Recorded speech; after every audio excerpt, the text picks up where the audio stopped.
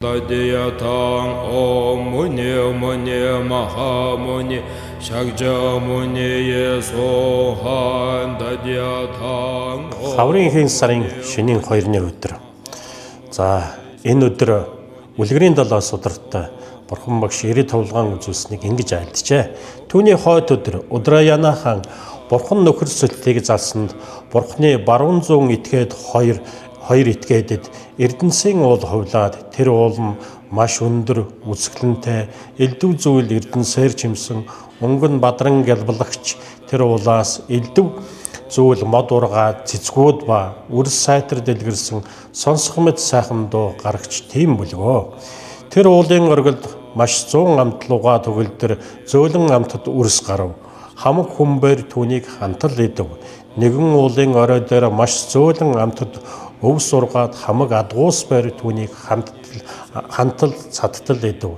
Төдий ялж төгснөгцөн Бурхан тэдэнд ямарваа номыг үзүүлснээр төдий сэтгэл байр маш тонлоод дээргүй бод хутагт сэтгэл үүсгэсэн ба дээд язгуурт тэнгэр болон төрөгчд тоо томшгүй болов гэж айлтжээ.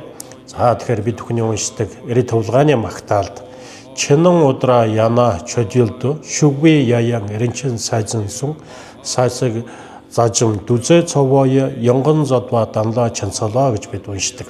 За монголоор болвол хойд өдөр нь Удраяна орны хааны хосгүй тансаг тахилын орноос хаатаж эсэн залрах цагт баруун зүүнээ Эрдэнсийн хос газар баригчуул эдэний зөөлөн шимт ногоо их аршаан ус ундраг тижээлээр огоот бүрэн дүүрсэн мэтээр олноо үзүүлэн зохиосонд мөргмөө гэж айлдж байгаа. За энэ номдор гарч байгаа газар баригч буюу төвзөр сазан гэж байгаа маань болохоор уулны ёгтнэр байна. За энэ өдөр маань болохоор одоо Удраяна гэж тэр орны хаан Бурхан багш нөхөрсөлтийг болохоор тагил өргөж ингэж тагсан байна. Бурхан багш тэр цагт бол юу вэ гэхээр өөрийнхөө баруун зүүн хоёр талдаа их эрдний сайхан уулыг болохоор гэж хувилгаж үзүүлсэн.